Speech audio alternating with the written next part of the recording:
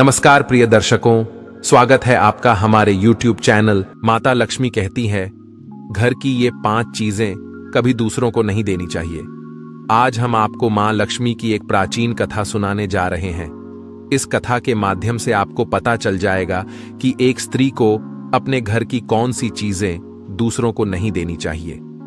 जो भी स्त्री यह चीजें दूसरों को दे देती है, मां लक्ष्मी उसके घर को छोड़कर चली जाती है।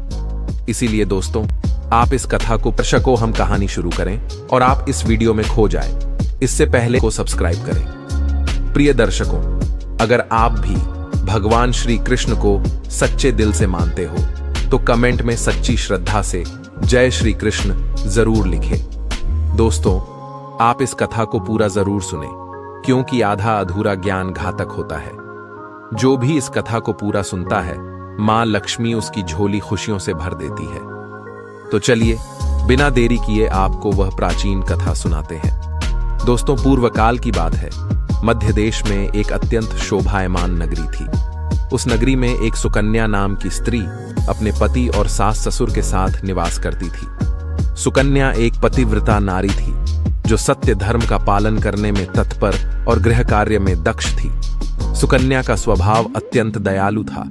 वह सदैव दूसरों की सहायता किया करती थी। सुकन्या का पति संजय एक वैश्य था। उसकी अनाज की एक दुकान थी। वह बाजार में लोगों की जरूरत की चीजें बेचा करता था।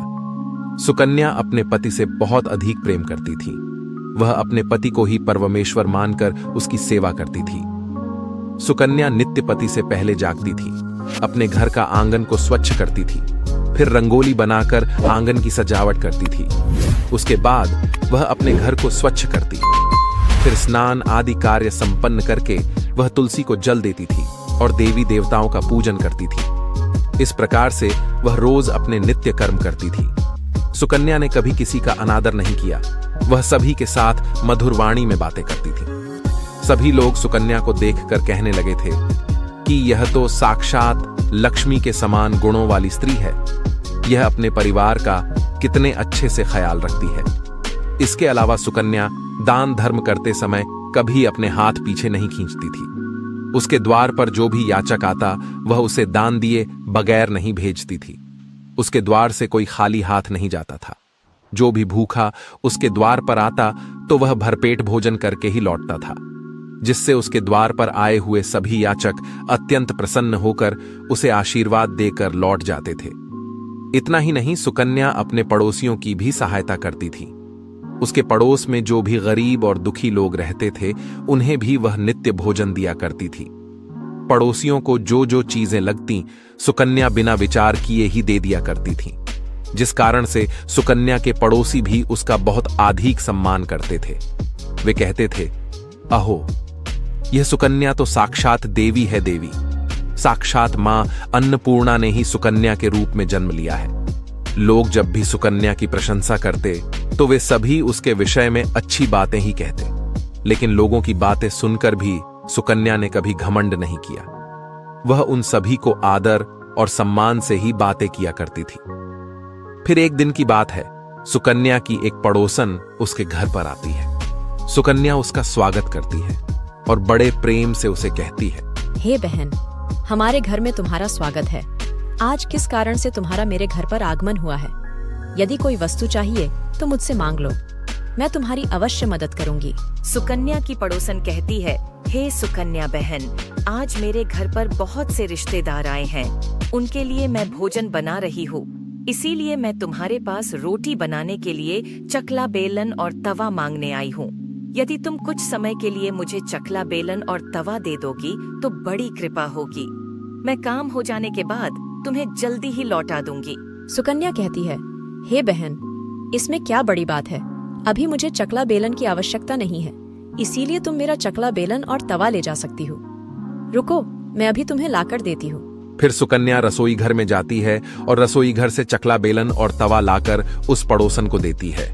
तब पड़ोसन कहती है, हे बहन, तुम्हारा बहुत बहुत धन्यवाद। आज तुमने मेरा काम सफल कर दिया। मैं अपने मेहमानों को भोजन कराकर तुम्हारा चकला बेलन जल्दी से लौटा देती हूँ। सुकन्या कहती है, हे बहन, चिंता की कोई बात नहीं है।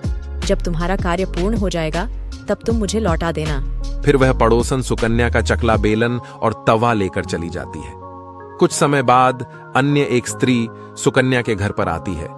सुकन्या उसका भी प्रेम से स्वागत करती है और पूछती है, पधारो बहन, आज तुम्हें मुझसे क्या काम है? संकोच ना करो और बताओ, तुम्हें मुझसे क्या चाहिए? मैं तुम्हारी मदद जरूर करूंगी। तब वह स्त्री कहती है, हे बहन, मेरे घर में बहुत गंदगी हो गई है और मेरे घर को साफ करने के लिए मेरे पास कुछ भी नहीं है। इसीलिए मैं तुम्हारे पास झाड़ू मांगने के लिए आई हूँ। यदि तुम्हें कोई समस्या ना हो तो कृपा करके मुझे अपने घर की झाड़ू दे दो। मैं अपना घर साफ करके तुम्हें झाड़ू लौटा दूंगी। सुकन्या बिना विचार किए ही कहती है, हे बहन, बस झाड़ू ही तो है, इसमें क्या समस्या हो सकती है? तुम रुको, अभी मैं तुम्हें अपने घर की झाड़ू लाकर देती हूँ। इतना कहकर सुकन्या घर के अंदर जाती है और झाड़ू लेकर आती है और उस स्त्री को दे देती है। वह स्त्री सुकन्या के घर की झाड़ू लेकर चली जाती है। फिर कुछ देर बाद अन्य एक स्त्री सुकन्या के घर पर आती है। सुकन्या उसका भी बड़े प्रेम से स्वागत करती है।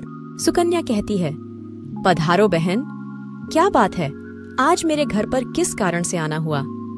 तुम्हें जो कुछ भी चाहिए निसंकोच होकर कहो, मैं तुम्हारी सहायता करने का प्रयास अवश्य करूंगी।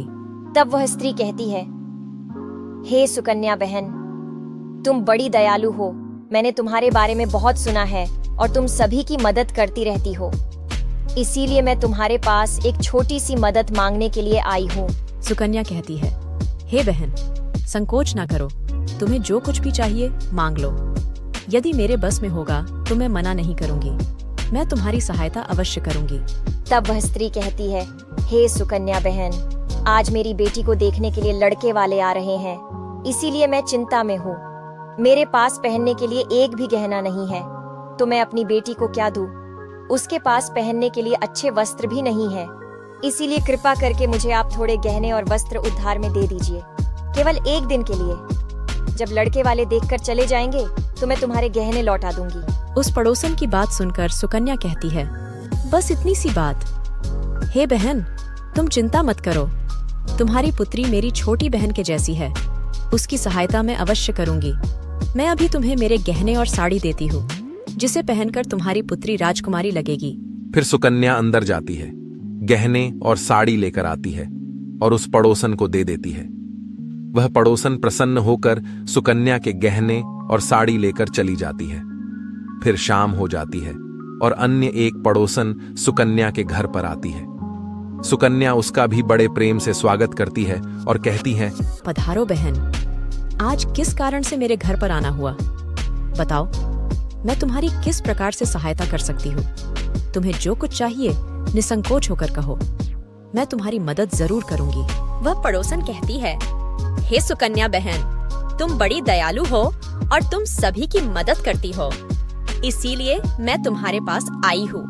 मेरा बच्चा भूखा है और उसे पिलाने के लिए दूध नहीं है, इसीलिए मैं तुम्हारे पास दूध मांगने के लिए आई थी। अगर थोड़ा सा दूध मिल जाता तो बड़ी कृपा होती। सुकन्या कहती है, अरे बहन, इसमें कौन सी बड़ी बात है? लो, अभी मैं तुम्हें दूध दे देती हूँ। सुकन्या रसोई घर में जाती है और थोड़ा सा दूध लेकर आती है और उस पड़ोसन को दे देती है। वह पड़ोसन प्रसन्नता से उस दूध को लेकर चली जाती है। इस प्रकार से सुकन्या अपने सभी पड़ोसियों की मदद कर देती है और प्रसन्न होकर घर का काम करने में लग जाती है। फिर रात होते ही उसका पति घर पर लौट आता है। सुकन्या अपने पति को प्रणाम करती है और उसकी खूब सेवा करती है। रात को दोनों पति पत्नी आनंद से सो जाते हैं। फिर दूसरे दिन वे जागते हैं तो उन्हें एक बहुत ही बुरी खबर कानों पर पड़ती है। एक आदमी दौड़ते हुए सुकन्या के घर पर आता है और सुकन्या के पति से कहता है, हे भाई, कल रात को किसी ने आपकी दुकान लूट ली है, सारा माल गायब है। सुकन्या का पति एकदम से घबरा जाता है और दौड़ते हुए अपने दुकान पर जाता है तो देखता है उसका सारा माल किसी ने लूट लिया है। वह देखता है कि उसके दुकान में रखा हुआ सारा धन भी चोरी हो चुका है। वह दुखी और निराश होकर घर पर लौटता है और सुकन्या को सारी बात बताता है, जिसे सुनकर सुकन्या बहुत दुखी हो जाती है। सुकन्या कहती है, आप चिंता न कीजिए जी, हमारे घर में अभी बहुत सारा धन रखा हुआ है, जिससे आप फिर से व्यापार शुरू कर सकते हैं। फिर सुकन्या अपने घर की तिजोरी में देखती है तो वह भी पूरी तरह खाली दिखाई देती है। उसके अंदर का भी सारा माल अब चोरी हो चुका था। यह देखकर सुकन्या बहुत दुखी हो जाती है। उसे समझ में नहीं आता कि यह कैसे हुआ। सुकन्या का पति उस पर बहुत क्रोधित हो जाता है और पूछता है, सुकन्या, सच सच बताओ, हमारे घर के अंदर रखा हुआ सारा पैसा कहाँ गया? सुकन्या कहती है, हे स्वामी, मैं घर पर ही थी, सारा धन तिजोरी में ही था, किसने इसे चुरा लिया पता नहीं। कृपया आप शांत हो जाइए, हम कोई ना कोई उपाय जरूर ढूंढ लेंगे। सुकन्या का पति कहता है, ये जो तुम दूसरे लोगों को घर पर बुलाकर खिलाती हो, अनजान लोगों को घर में बुलाती हो, उसी का फल है ये। उन्हीं में से किसी ने हमारे घर का सारा पैसा चुरा लिया है। क्रोध में आकर सुकन्या का पति उसे भला बुरा कहता है। सुकन्या की सास भी उसे बहुत कोसती है और कहती है, तुम ही इन पड़ोसियों को घर की चीजें देती रहती हो, बिना सोचे किसी की भी मदद कर देती हो।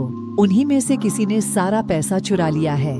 घर के सभी लोग सुकन्या को भला बुरा कहने लगते हैं। फिर सुकन्या अपने पति को दिलासा देते हुए कहती है, हे नाथ, मैंने मेरे कुछ गहने हमारी पड़ोसन को दिए हैं, मैं उसके पास से गहने लेकर वापस आती हूँ। फिर सुकन्या उस गरीब पड़ोसन के घर पर जाती है तो देखती है उसके घर पर कोई नहीं होता है। वह स्त्री भी घर छोड़कर सुकन्या के गहने लेकर भाग गई होती है। सुकन्या निराश होकर घर पर लौटती है और अपने पति को सारी बात बता देती है। सुकन्या की बात सुनकर उसका पति आग बबूला हो जाता है और सुकन्या को भला बुरा कहने लगता है। सुकन्या का पति कहता है, हे सुकन्या, तुम बड़ी मूर्ख हो, तुम्हारे ही कारण हमारा सारा धन वैभव चला गया है। तुम्हारे दान देने की आदत के कारण ही हमारे ऊपर यह मुसीबत आन पड़ी है। अब तू इस घर में नहीं रह सकती, तू अभी इसी क्षण इस घर को छोड़कर चली जा। सुकन्या कहती है, हे नाथ, आपके सिवा मेरा इस दुनिया में कोई नहीं है, मैं आपको छोड़कर कहाँ जाऊँ। सुकन्या का पति कहता है, तू कहीं पर भी जा, लेकिन अब इस घर में तू नहीं रह सकती। तेरे ही कारण मेरा सब कुछ बर्बाद हो गया है। तू इस घर में रहेगी तो बचा कुचा सब नष्ट हो जाएगा। सुकन्या अपने पति को हाथ जोड़कर विनती करने लगती है, हे स्वामी, ऐसा ना कहिए, मैंने कोई अपराध नहीं किया है। आपके बगैर मैं जीवित नहीं रह सकती, मुझ दासी को आप घर से मत निकालिए। लेकिन सुकन्या का पति उसकी एक नहीं सुनता है और उसे अपने घर से धक्के मारकर निकाल देता है और कहता है, अब तू इस घर से चली जा और लौट कर मत आना। चाहे तो किसी नदी में कूदकर अपनी जान दे दे, लेकिन अब तू इस घर में मेरे साथ नहीं रह सकती। फिर सुकन्या दुखी होकर रोते हुए अपने पति के घर को छोड़कर चली जाती है। चलते चलते सुकन्या माता लक्ष्मी के मंदिर में जाती है और माँ लक्ष्मी से प्रार्थना करते हुए कहती है, हे माँ, मैंने ऐसा कौन सा पाप किया है जो मेरी ऐसी दशा हुई है। हे माँ लक्ष्मी, मैं तो नित्य आपकी पूजा करती थी, फिर भी आपने मेरा घर क्यों छोड़ा।